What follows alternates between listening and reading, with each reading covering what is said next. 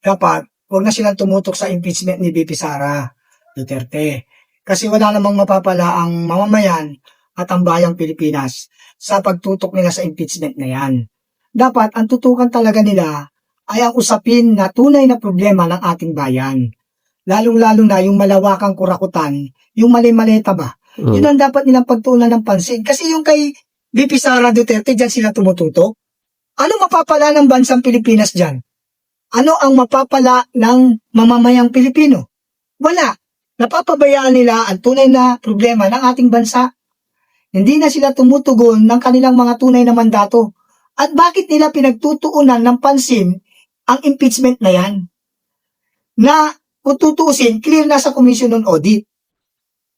At ipinahayag na ng Supreme Court na yan ay unconstitutional. Labag sa batas. Bakit ba nila ipinipilit? Sa aking pananaw, sa aking opinion, ipinipilit nila kasi gusto nila talagang hindi makatakbo si VP Sara Duterte sa nalalapit na eleksyon 2028. Pinupolitika na nila kaagad. Sana naman tigilan na ng mga congressman, ng mga senator na yan, ang usapin ng impeachment. Ang tutukan nila, ang tunay na problema ng ating bansa, ang pagtaas ng tubig, ang pagtaas ng bayarin sa tubig, bayarin sa kuryente, ang pagtaas ng mga bilhin, at lalo na ngayon, na meron tayong kinakarap na digmaan sa ibang bansa na apektado ang ating bansa. Yan ang pagtuunan nila ng pansin. Kung paano magkakaroon ng tunay na repatriation ang mga bayani sa makabagong panahon ng mga OFW. Yun ang tutukan nila. Yun ang bigyan nila ng mga planning and solution. Tuloy lang bro, tuloy lang. Kaya para sa akin, yung bagay na yan, na pagtutok nila sa usaping impeachment, yan ay pamumulitika lamang. Natatakot sila na maging Pangulo si VP Sara Duterte. Kaya gusto nila talaga itong ma-impeach. Pero sa tingin mo, itong ginagawa nila na impeachment, may impeach kaya si VP Sara? Big no. Hindi ma-impeach yan. Maaaring imamanipula nila, babrasuhin nila para talaga ma-impeach yan. Pero yan ay aangalan ng mga mamamayang Pilipino. Dahil hindi kagustuhan ng mga mamamayang Pilipino ang usaping impeachment para kay VP Sara Duterte. Sila lang ang may layunin at gustong impeach ang pangalawang Pangulo dahil nga ayaw nila itong makatakbo sa 2028 bilang Pangulo ng bansang Pilipinas. Yan ang kinatatakutan nila. Kaya kung talagang ilalagay natin sa legal fight o sa talagang parehas na labanan, hindi ito magtatagumpay. Katunayan nga, sinabi na mismo ng mataas na hukumang Supreme Court, that is unconstitutional. At sinabi rin naman ng Commission on Audit, walang anomalya sa confidential fund. Malinis ang record ng pag-budget dyan, yung paggastos dyan, ay walang lacking o walang discrepancy. Bagkus ito ay nagamit sa tama. Nagangat nga lang, ayaw tanggapin ng mga congressman o ng mga senador na hindi ma-impeach si VP Sara Duterte dahil sila ay natatakot na kapag ito'y naging Pangulo ng bansang Pilipinas, magkakaroon ng isang tunay na pagbabago at tunay na bagong sistema ang iiral sa bansang Pilipinas. Pero bro, sabi kasi ng mga ilan sa mga congressman na ginagawa daw nila ngayon ng itong impeachment proceeding dahil daw ito daw yung kagustuhan ng taong bayan. No! A big no! Hindi yan kagustuhan ng bayan. Dahil kami na mismo ay laman ng kalsada.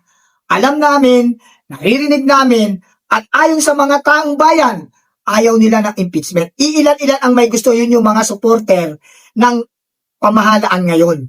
Na ilan lang yan. Hindi yan majority.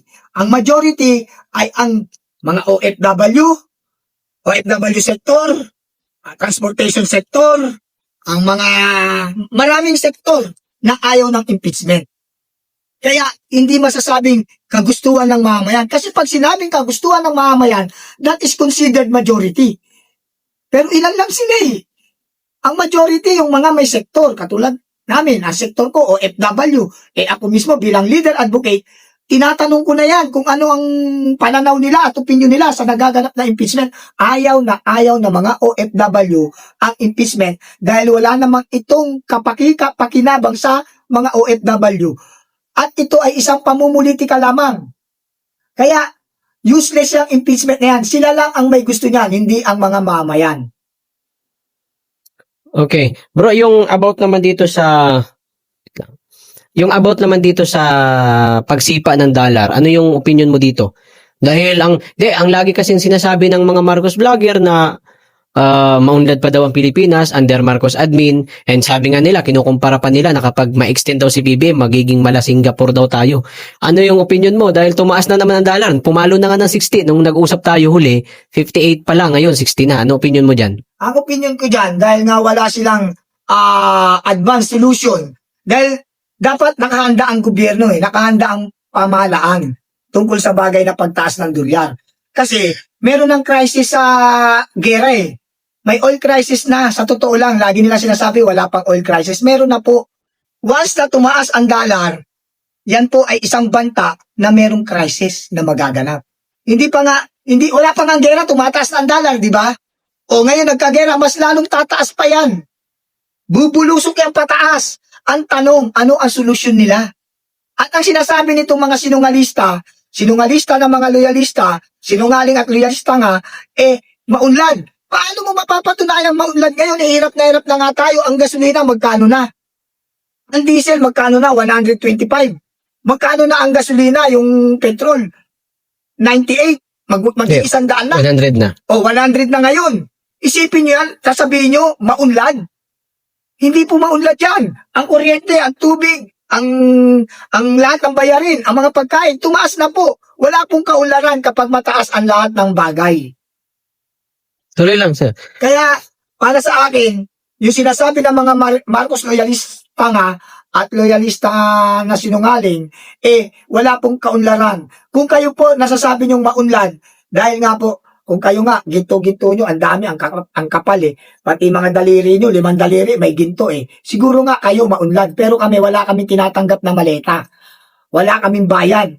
Kaya, considered na naghihirap ang bansang Pilipinas. Ang maunlad lang ay yung mga nakikinabang sa pamahalaan na ito. Pero ang majority ay hindi nakikinabang dyan. Oh, yes, pero sabi ni Attorney Claire, wala pa daw tayong oil crisis ngayon. Paano masasabing walang oil crisis? Tumaas na nga, 120 nga ang diesel. Pag tumaas ang presyo ng mga petroleum o ng gas ng mga langis, ibig sabihin yan ay may crisis na.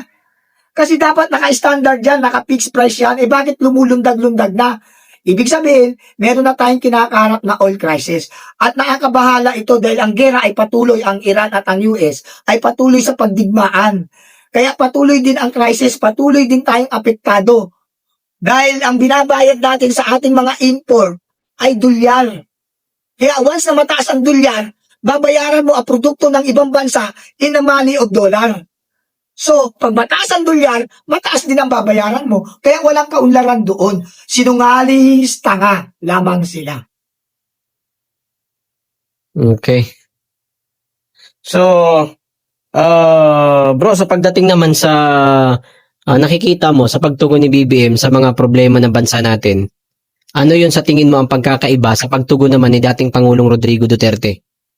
Actually, ang laki ng pagkakaiba dahil Ang laki ng pagkakaiba ng yung pagkakaiba ng pagtugon kasi wala naman siyang tugon Ang pamahalaan ni BBM sa ngayon, wala pong natutugunan.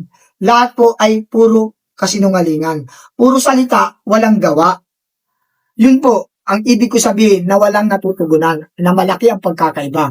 Kay Pangulong Duterte po, during the term of Pangulong Duterte, napakaganda po, unang-una sa usapin ng peace and order. Natugunan kaagad ang kapayapaan ng ating bansa. Nabawasan ang kriminalidad dahil sa war on drugs. Pero minasama nila yun.